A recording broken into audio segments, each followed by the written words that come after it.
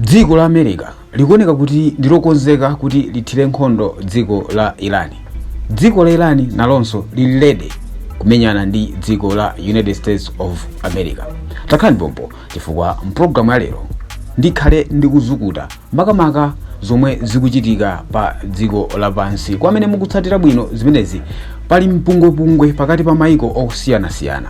Taona kuti Trump akufuna atenge malo ena amene ali mdziko la Denmark odziwika ndi dzina loti Greenland. Komanso Trump yemweyu anakachita ndithu kugwira mtsogoleri wa dziko la Venezuela nkukamutsekera mu dziko la America. Tikhale tikuzukuta zonsezi chomwe mungachite ino ndingopanga subscribe, like komanso kuyika maganizo anu mu comment section mo, chifukwa tsiku la lero sindili ndekha mu studio muno, ndikhale ndi mzanga amene tikhale tikuzukuta nkhani zimenezi.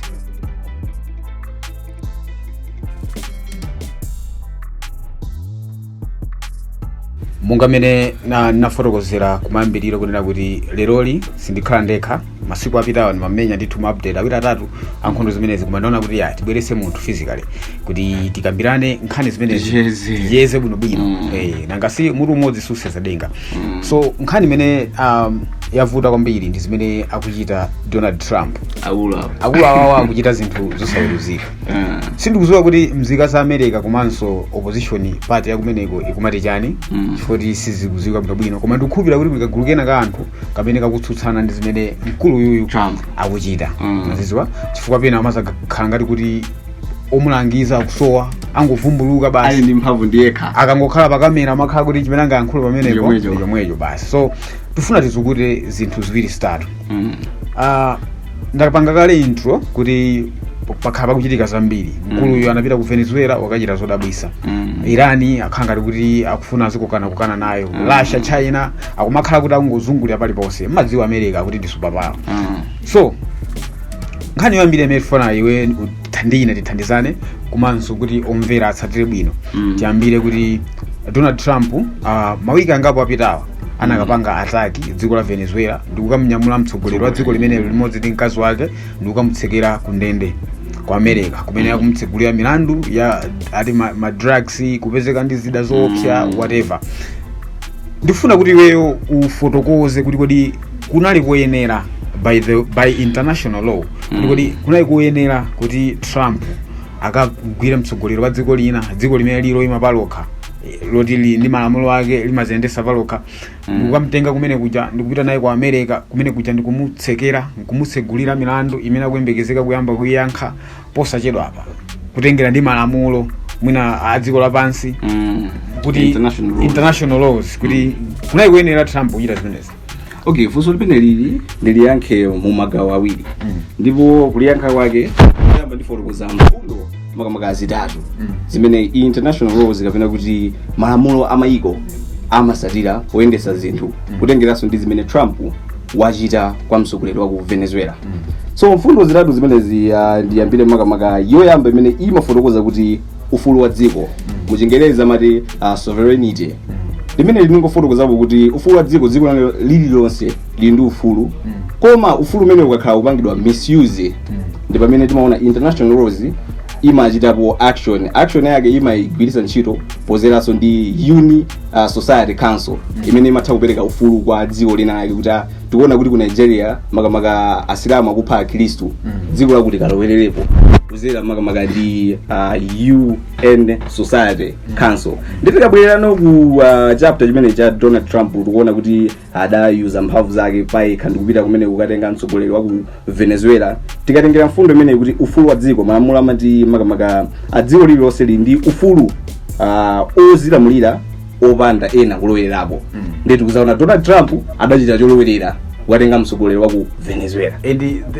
Mbali ina yokhumudwitsa kandi munafe malamulo sitikwadziwa, anthu amene mumadziwa za malamulo mutithandize. Komano chimene chikuyimitsa jenkha chona kuti ndikukamunyamula chabula kana mugwira kumumanga mu ndende yakwayo komweko, amugambule makhoti akwayo komweko, koma munyamula ndikupita naye ku America. Ndi makhoti aku America, majaji a America malo ya America zonsezo zikutera ku America komwe sikuziwa kuti zitha bwana tiye tapitiriza kuti malamulo akuti bwana okay malamulo yoyamba namba ndi imene imati ufulu wa dziko sovereignty kufotokoza kuti napereka chitsanzo cha ku Nigeria kuti so pamazapezeka makamaka gulu lina kapena bungwe lina limene limadziwika kuti UN makamaka Security Council ndimene mapereka mwayi kuti Trump pitani ku Nigeria muthu akapolisa ndizabwinobwino ufulu wa dziko. Pabweraso point ina imene ikudziwika kuti akuti ma sanctions kapena kuti zilango za dziko kuchokera pa malamulo a international laws. So imene akumayifotokoza kuti anthu ambiri amakangana ngati zilango zomwe US yakira Venezuela zili zoyenera. Anthu aona kuti Trump wakantenga mtsogoleri ndi akhala pasi ndi kugambira koma zimene opanga Trump zija ndi zoyenera. Tikabwereranso pa malamulo amene makamaka a international laws malamulo a Mayiko a point imene ikupitiriza ndi kunena kuti akuti osetera boma la Venezuela amati zilangozi ndi nkhondo ya zachuma. Tikuonanso kuti Trump anabweretsa makamaka misonkho yodabwitsa ina yake kuziko la Venezuela kutengera zinthu zotuluka kapena zolowa ndi anthu aku Venezuela so adazayankhulapo kuti zinthu zimene zizi zikuoneka kuti Trump akulimbana ndi anthu wamba osati mtsogoleri uja wamugwira komanso wamba kulimbana ndi anthu wamba mzika za ku Venezuela. Ndipo point mwapitirira ndikunena kuti akuti pamene US imati ndi njira yokakamiza boma kuti makamaka lisatire ufulu wachibadwidwe, Trump imoja wabwera watenga mtsogoleri ndi kubweretsa ndi maupando chabe kutulusa milandu iza. Tikuonanso kuti kutengeranso zilango zina zachuma kukweza misonkho chanjanjani zabweretsanso mipungwe ina imene tikuona kuti mzika imazalo za Trump anguzuza chabe imene Trump adakanaso pa makamaka pa interviews angapo kuti ayi ife tikufuna tingopereka phunziro kwa anthu amboma mu Venezuelako. Phunziro lina ndi imene sotasunga chani mtsogoleri kumene kufotokoza makamaka kwa malamulo ena komanso kungopherapo mang'ombe. Lamulo lomaliza limene makamaka limasatidwa kuchokeranso pa international laws kufotokoza momveka bwino kuti self defense kusonyeza kuti tingonazo kuti kuziteteza. Dziko la Venezuela lili ndi mwayi okuti kuziteteza kupanga china chonse chothekera kuti mtsogoleri wawo achite chobwerera kumene koko. Koma poti akulu awa komanso dziko la US limazaoneka kuti ndi masupapowers ali ndi mphamvu kwambiri. So ndi mpake zikuoneka kuti zonse zili paize sipakubwera mpungwe kwenikweni ngati momwe anthu timaganizira kuti kuthawambika wodo kuzeranso kuti Venezuela kuyamba kuponya kumabomba uku nkhani yake ndiyo moyomweyi. So kungofotokoza machidule kutengera ndi funso makamaka kuchokera mmambako titaonera kuti chifukwa chakuti makamaka panalibe kuwukira kwa nkhondo kapena kuti military attack between US komanso Venezuela panalibepo. International law iza makamaka ingogwirapo ntchito kapena iwene kugwira ntchito pa zinthu ziwiri. Nkhani ya zachuma imene yakuitchula kuti ma sanctions taona kuti Trump anakweza ku misonkho. International law imene igwire ntchito pamene popo zachumazo komanso zandale kutengera ndi imene dziko la Venezuela limayendera pakata pamene imene likuyendera. International law imene igwire ntchito pamene popo kutengera ndi malipoti imene akuyankhulira.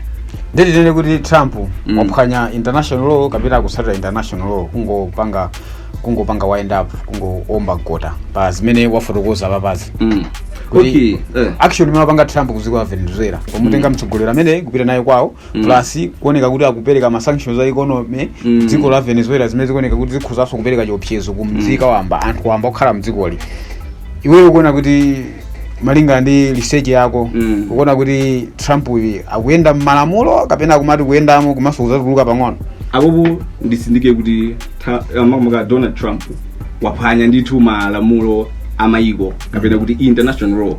Apo kutengera research imene ndapanga tikachosa kutenga mtsogoleri yasindika ripoti mapoint awiri.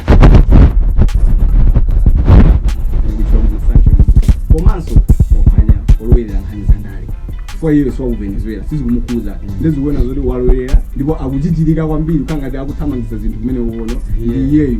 So kutengera malamulo pa international laws zikuona kuti Donald Trump akuphwanya ndithu malamulo koma poti amadziwika ndi usupapawa. Donald Trump amamenya palibe angayankhula koma munthu uyu waphwanya ndithu malamulo. So tipite ku nkhani ina imenenso ndithu yamanga nthenje pakadali pano. Nkhani imene ndikukhudza nana kuti dziko la America mosogozedwa ndi mkulu amene tikunkambava Trump dade omuchemerera kwangoti dade amamenya kwambiri obweranso poyera nkunena kuti ine ndikufuna malo amene ali ku Denmark, malo amene amadziwika ndi dzina la Greenland.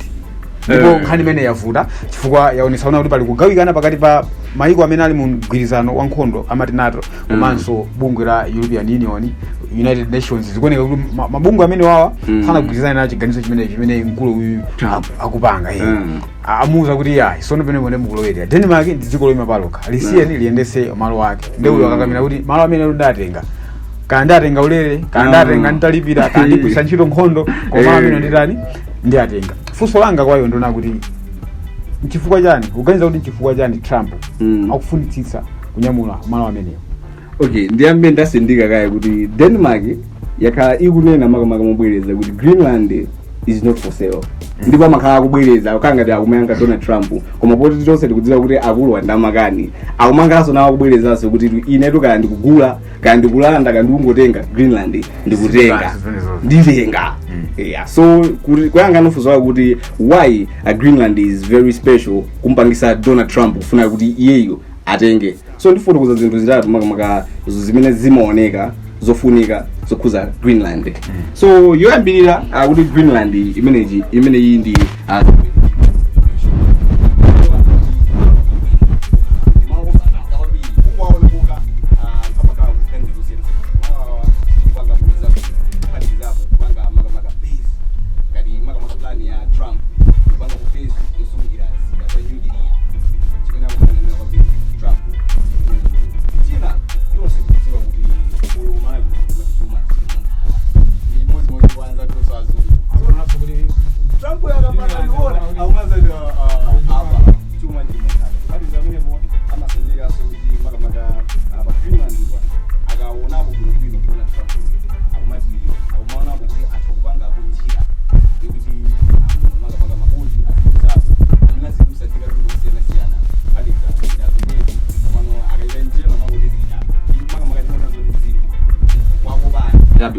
apa zidusa zinthu chifukwa kuti Trump abwerisapo njira koma chisisi chakuona pakuti zida zimene zizilowapo tonse tikudziwa kuti ndi za nkhondo basi manyukiliya chifukwa kuti akonzapo njira chifukwa makambaso kuti afuna ike chisatellite china yake chizipherera mabomba ochokera ku Russia komanso kuchokera ku China pa Greenland chifukwa mkulu witu akamakhala maopaso Russia ndi China kuti mayiko awaso si masupapawers ni mayiko kuti sunungangoayenda pansi ngati makabe yani.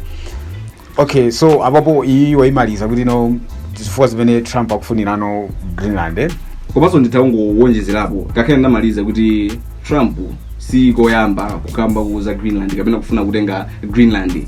Project imene yetu sadayambeso ndi Trump yofuna kulanda Greenland ku Denmark inachokera Trump wangoipeza Biden anayambaso kapena inayamba 1946 funa kunyamula Greenland funa kutenga Greenland. Ndetaona zoti 1946 isipano alisi president wa America wakhapo yesazida kukanika akulu namina kuonekana kuti abwerano ndizero dosiyana chichitike. So this is 2026 taona kuti ya Greenland wamba kuipukusa kuikoka last year koma naiso zikuoneka be kuti zikumuvuta komano anything chimene chingakhala chabwera chokhuza ni Greenland kuti Trump wapangaza kuti tabweresera malo pompano koma for now ndingolekeza pamene papanda fotokozapo somakamaka ubwino wa Greenland chifukwa chimene Trump akuyang'anira akuphatiza kukonzapo njira yomadusira zinthu komano deeply tikudziwa kuti afuna zidusapo manuclear chinanso akuyang'anapo kuti ndi malo abwino kwambiri amene ali paokha kufuna kuyikapo base yokuti azikonzerako zida zifukwa zina ndi zimene zozo. Okay, tipite ku point yomaliza imene tingochitaso mwachangu America ikuonekanso kuti ikugundana shoulder to shoulder ndi dziko la Iran. And mbuyo mutimamva kuti akhoza kuphulisana America yamba kutere Iran iso yamba kukonzeka ikazida zake loza uku koma nkhondo sinasweka anthu amakuti ikhoza kusweka for Trump amaopseza Iran yabweza moto kuti ase this time around sitikusekerera and chipolopolo yo Trump uchimeza tikuphulisa ndipo sitikunyengerera ndene nakhanga kuti Trump uja wamba kubweza moto ukuona kuti nkhondo imeneyi ikuchedwa pati fa anthu akufuna atathirana koma ikuvuta pati. Okay, point yamba ndimene ndatinakala kuti choyamba ndikuyankha kwa Donald Trump chifukwa ndi amene akumayi kukumula kuti iye afuna china yake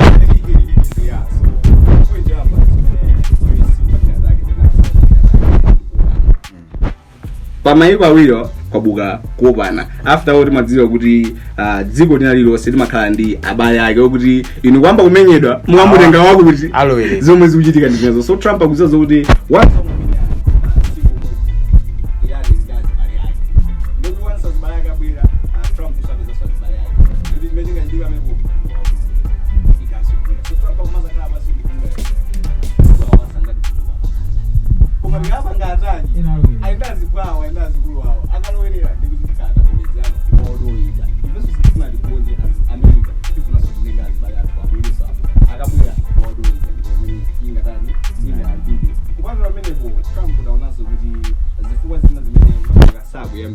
akupanga ataki Irani. Trump alisema kuti the attention sika komanso amakonda tinene kuti kupanga deal ma business ndamapasa Mayiko ma options kuti ine ndikupasa na option yakuti tipange business yakuti kapena tipange zakuti. So Trump pakada ndi pano pandi tawunazo kuti chimene akupanga seek attention komanso as deal maker akupanga madilo awiri atatu ndi dziko la Irani kuti ife tikupasana offer yakuti chabwino panganiza kuti ife tipanganiza kuti pamenepo ndi ikupanga di ikuchedwa abe atakicha kuti ichitike chifukwa pakuchitika deal imene Trump akubweretsa amapereka offer awayikane abwisa so offer ina ndi zinaso zimene zikuchedwesa makamaka kuti nkhondo imene iyi ichitike. Komanso kungowonjezera pakati pasamamveka kuti America ndi Israel amapanga sponsor mademo amene amachitika ku Iran. Chifukwa kukachitika mademo ndithu odabwisa kumeneku anthu achita zinthu ziwiri zitatu zikuveka kuti mademo amene amapangidwa sponsored ndi mamembawa cholinga kuti achose boma limene lili kumene kufa ku Iran ili boma lake la Islamic State. Ndikudule pang'ono point imene yodi wandikumbusa kungoforo kuzabo kuti chinaso chimene Trump akuchedwera panga ataki zionesero zimene zimachitika zija Trump akuti adazika paize kuti dziko liyambeka laukiyana lokha ligumuke mwaloka yeyo asanatenge asulano kaoka ni mpaka nasiya kai kuti I feel tisabanga ataki tizingwayangana zionesero zizichitika choncho zizichitika aphane okaoka ndezimene achita dziko la Iran linagwira amene amapanga demonstration alipoka 800 and above ndikwa zenga mlandu ndikwapeza olakwa ndikwauza kuti nosene mukatani mukanyongedwa. Trump akuti mukangwanyonga amenewa titisa mabomba kuti iwe ndo kunamatu uyende uthire kumefa kuti kutani kugwira makosi. So zimene zikuchitika currently ndi zimenezo mwina mongo omba nkota nonse amene mukudonera pakadali pano ndi pa Nyasaland TV pomwe timabwera ndi nkhani zosiyana ndikukhulupirira kuti kwamene munapanga kale subscribe mumatsatira ndithu maponya pamenepa. Lero tanganiza kuti tizukute ndithu mongo omba nkota ndithu kubweresa zimene tizibwera ndi program imene wiki iliyonse kamodzi tizikhala ndithu kuzukuta nkhani zimene zikuchitika Mayiko amzathu. Chimwe mungachite niyo pamenepa ndikungopanga subscribe. For subscribe ameneyo muzikhala kuti tikaponya video ino muzikhala mmodzi mwa anthu oyambirira kuonera video. So pangani subscribe ikani maganizo anu mu comment section inu mwakwera iti nkhondo sitimachemera inde kumabe mumakhane mbali muzwa kale inu mwakwera America kapena mwakwera Iran inu muli mbali ya Russia kapena muli mbali ya America inu muli mbali ya China kapena muli mbali iti Venezuela inu mwakwera mbali iti kodi zimene kupanga Trump inu mukutisidwa nazo mugwirizana nazo kapena mukupanga oppose ikani maganizo anu mu comment section imo kuti tonse tiziyendera alimozi. Until another time ine Wabizo in the building ndi nzanga amene wakhalava yazithuleka dzina Wisdom Jigo tingoti mwakumanonse zikomo.